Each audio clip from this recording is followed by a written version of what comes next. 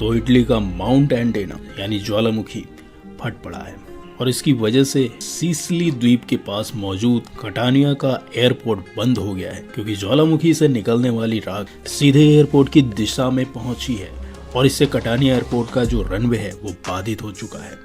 और इस ज्वालामुखी से भयानक आग भी निकल रही है और ये 10,925 फीट ऊंचे ज्वालामुखी का विस्फोट दूर से देखने लायक रहता है, क्योंकि इस ज्वालामुखी से काफी दिनों तक आग निकलते रहता है। और इससे पहले इसका बड़ा विस्फोट साल 1992 में भी हो चुका था।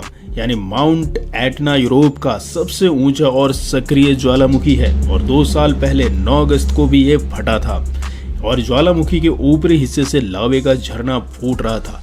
और विस्फोट से 6 महीने पहले ही दक्षिण पूर्वी क्रेटर लगातार ऊंचा हो गया है और उस समय इस क्रेटर की जो ऊंचाई थी वो लगभग 11,041 फीट ऊंची हो गई थी। और ऐसा कहा जाता है कि माउंट एटेना का उत्तर पूर्वी क्रेटर पिछले 40 सालों में सबसे ऊंचा था, लेकिन 2 साल पहले दक्षिण और पूर्वी क्रेटर सबसे ऊंचा उठ गया था और उस साल ज्वालामुखी कम से कम 50 बार फटा था। और माउंट एटेना के उत्तर पूर्वी क्रेटर की ऊंचाई 1981 में सबसे अधिक थी, यानी 10,990 फीट थी, जो 2018 तक कम होकर 10,912 फीट हो गई थी। लेकिन अब फिर से इसकी ऊंचाई 10,925 फुट हो गई है और ये ज्वालामुखी आसपास के गांवों और कस्बों के लिए हमेशा से एक खतरा बना रहा है। और हर विस्फोट के बाद वहां का प्रशासन कई लाख मीट्रिक टन राख साफ भी करता है।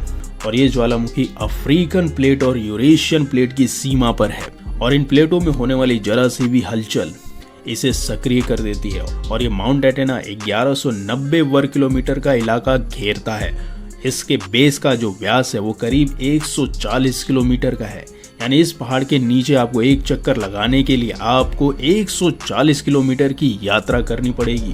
और माउंट एटेना का ग्रीक भाषा में मतलब होता है फर्नेस या चिमनी और ये ज्वालामुखी AD 1600 से लगातार सक्रिय है। और अगर इस ज्वालामुखी के भूगर्भीय इतिहास को देखें तो इस ज्वालामुखी में पहली बार विस्फोटक करीब 5 लाख साल पहले हुआ था, लेकिन 3 लाख साल पहले इस पहाड़ के ऊपरी हिस्सों से लावा फटना शुरू हुआ और धीरे धीरे ये विस्फोट पहाड़ के ठीक ऊपर केंद्र में पहुंचते गया। और ये गतिविधि लगभग 1.70 लाख साल पहले शुरू हुई थी और ये माउंट एटेना हर साल लगभग 14 मिलीमीटर की गति से भूमध्य सागर की तरफ बढ़ रहा है। यानी इस पहाड़ का एक हिस्सा लगातार टूटकर भूमध्य सागर में मिल रहा है और ऊपर से जमा राख और पत्थर कई बार भूस्खलन का रूप लेकर भूमध्य सागर में गिर जाते हैं। और आधुनिक युग की बात करें तो माउंट एटेना 1928 में करीब काफी भयावह स्थिति के साथ फटा था और इसके बाद 1949 से 1993 तक ये बड़े विस्फोट करते जा रहा है। और नासा की एक रिपोर्ट के मुताबिक 5 सदी के बाद हुए दूसरे भयानक विस्फोट से 20,000 लोग मारे गए थे और ये दुनिया के सबसे ज्यादा सक्रिय ज्वालामुखियों में से एक मानी जाती है। और ये इकलौती एक ऐसी ज्वालामुखी है जिस पे लगातार वैज्ञानिकों के द्वारा निगरानी की जाती है।